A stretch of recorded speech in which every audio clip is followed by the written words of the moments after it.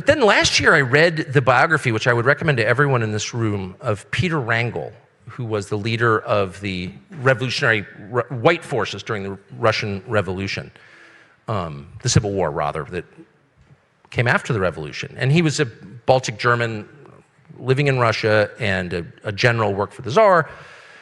The war ends, or Russia ceases its hostilities with Germany. He comes back to St. Petersburg, and the country's in complete chaos. And the Bolsheviks have decided that, it's discontent within the army that we need to inflame, and we need to get the army. I don't know if this sounds familiar to anyone here, but get the guns and the people who wield the guns. We need them. So the first thing they do is destroy all discipline in the Tsar's army, complete. So Peter Wrangel's just been on the front for 4 years. He comes back into St. Petersburg, totally civilized city, 2-hour drive from Helsinki. I mean, it is Europe, okay? Whatever anyone tells you. And he's wandering through, and soldiers are going crazy in the streets. And they're raping women. They're stealing at gunpoint. Soldiers in uniform, in a monarchy which had not had any behavior like this at all. And Peter Wrangel just can't even believe it. These are his soldiers. He's a general. And so he's completely freaked out, and he goes into a movie theater, and everyone in the movie theater is completely absorbed in the movie. Like there's no revolution happening outside. And Peter Wrangel thinks these people are insane. So he goes back, he's like, I gotta get to Moscow. So he takes the train to Moscow. I have to tell the Tsar, this country's falling apart. He's very close to the Romanovs, the family. You should read this. It's just out in English translation in the last 3 years. It's an unbelievable book, lost to history until recently, to English speakers. So he goes back to Moscow, and he's close to the Romanovs. And so he goes into the imperial court, and he knows all the relatives, and there are millions of them, hangers-on. And he notices about 80% of the women in the Romanov family are wearing red ribbons in solidarity with the Bolsheviks, who wound up, of course we know how it ends, murdering them in the basement at dawn.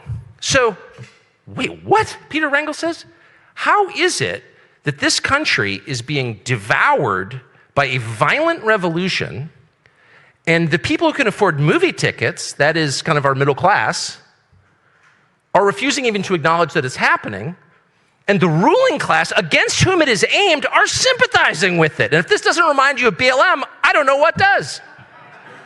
I'm reading this in my porch, like midnight, I couldn't go to sleep. I was like, wait, I live in that country. That's happening now. This is a revolution. Its aim is to hurt you. Yes, that would include physically in the end. Sorry. If someone tells you you're not allowed to speak, if someone tells you your children are not your children, okay, these are not ideological differences. This is not, I prefer, this capital gains rate. These are totalitarian measures that treat you as non-human. Human beings, free citizens, get to say what they think. Slaves must be quiet. That's the distinction. So all this it's in the First Amendment. No. Yeah, it precedes the First Amendment, as our founding documents make clear. These are natural rights that distinguish the citizen from the slave, the human from the subhuman. We can't consider slaves fully human, or we wouldn't enslave them. So anyone treating you as a slave considers you less than human. People don't pause to consider the implications of this. If someone says to you, I have a right to make your children hate you, or to say weird, creepy sex stuff to your kids, what's a valid response to that? Well, in a healthy society, if someone says weird, creepy sex stuff to your 8th grader, you get your gun. Try that in Bulgaria. How do you think that's gonna work? I mean it too. Oh, you're calling for violence? Yeah. You try and sexualize my children? What? Those are my children. That's totally not allowed.